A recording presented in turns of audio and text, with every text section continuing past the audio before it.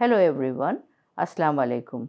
BTI the Daily Star Stellar Woman Initiative second সিজনে আমি আপনাদের সবাইকে শুভেচ্ছা জানাচ্ছি। এই ইনিশিয়েটিভের উদ্দেশ্য হচ্ছে পেশাগত ক্ষেত্রে ডিফারেন্ট জায়গায় যারা আমরা ডিফারেন্ট জায়গায় কাজ করি আমাদেরকে অনুপ্রাণিত করার জন্য একটা রিওয়ার্ড দেওয়ার ব্যবস্থা।